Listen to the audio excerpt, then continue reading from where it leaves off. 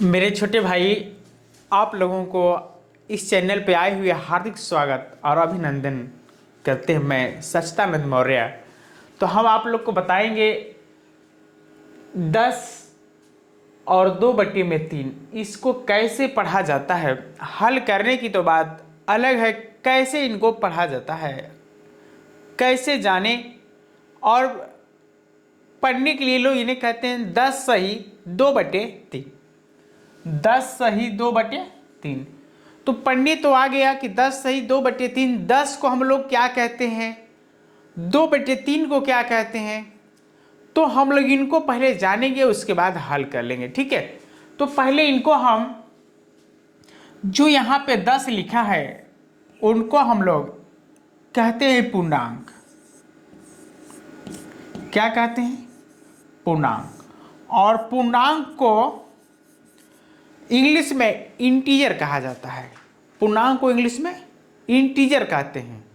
और पूर्णांक की 10 को पूर्णांक क्यों कहते हैं ये जानेंगे कि 10 को पूर्णांक क्यों कहा जाता है। देखिए 10 को पूर्णांक हम इसलिए कहते हैं, आप भी कहेंगे और हम और आप नहीं, हम लोग का नियम कहता है कि यह पूर्णांक है। क्यों पूर्णांक है? केवल वही है, पूर्ण है, यानी पूरा पूरा 10 है और उसके हर में कुछ नहीं है। यानी जो केवल अंश में हो, जो केवल अंश में हो उनको हम लोग पूर्णांक और इंग्लिश में इंटीजर कहते हैं। अब हो गया। अब देखिए 2/3 को हम लोग पूर्णांक इंटीजर क्यों नहीं कहेंगे। देखिए अब 2/3 छोड़ दीजिए, हम वहां से यदि 1/3 को ले लें तो 1/3 को यदि हम यहाँ पे अंश कहते हैं ऊपर वाले को, और नीचे वाले को हर कहते हैं। नीचे वाले को हर। एक और बात कहेंगे, जैसे 6, 7, 8 में आप पढ़े होंगे कि अंश को पी कहते हैं और हर को क्यू। तो इनका दोनों का एक और नाम आ जाता है परिमेय। क्या आता है?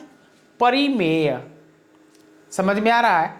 तो जो P/Q के रूप में दिखता हो उसको, अंश हर को हम लोग भिन्न कहते हैं।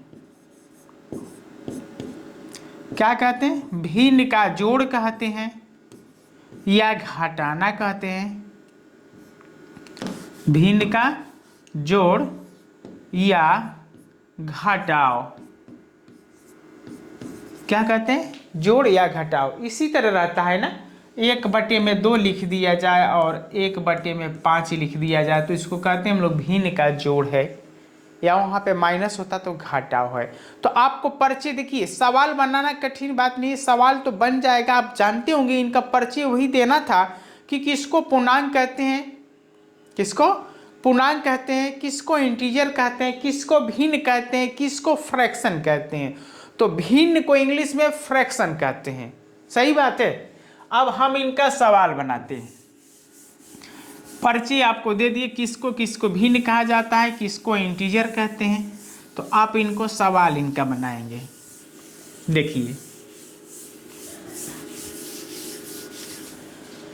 अब इसको पूर्णांक को हटाने के लिए अब हम लोग क्या करते हैं। देखिए 3 का 10 में गुना करेंगे तो 30 होगा, और 30 में 2 जोड़ देते हैं। यानी जो यहां से इनमें गुना किया जाता है, 3 का गुना करेंगे और ऊपर वाले को इनमें जोड़ देते हैं।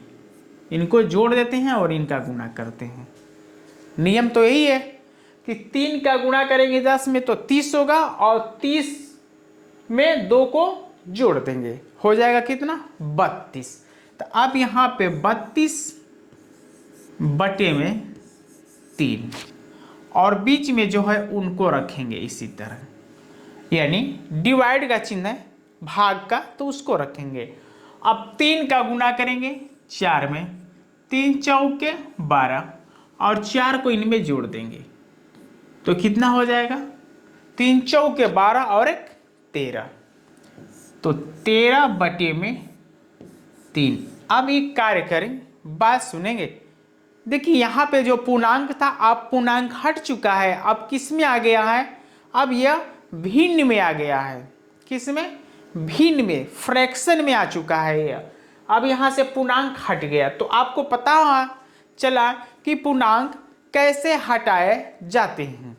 अब हम लोग आगे करते हैं। देखिए यहाँ पे भिन्न का चिन्ह जो लगा है, नहीं यहाँ पे भाग का चिन्ह है, इसको परिवर्तन यानी किया जा सकता है, यानी चिन्ह उनका बदला जाता है। भाग को हम लोग गुना में चेंज करते हैं, भाग को हम लोग गुना में चेंज करेंगे, और भाग को जैसे गुना में चेंज करेंगे तो ए वाले अंश में है और नीचे वाले हर में, तो जैसे यहाँ पे भाग के जगह पे देखेंगे, यानी कि 32/3 और भाग के जगह पे क्या लाएंगे हम लोग, गुना लाएंगे, और जैसे गुना का चिन्ह लगाएंगे तो हर वाला ऊपर जाता है, यानी 3 ऊपर जाएगा और 13 नीचे। क्लियर हो गया कि भाग के जगह पे हम लोग गुना का चिन्ह लाएंगे तो इनके अंश हर में जाएंगे, हर अंश में। कैसे देखेंगे, अंश वाले नीचे आ गए और हर वाले ऊपर चले गए, इस तरह चेंज हो जाता है।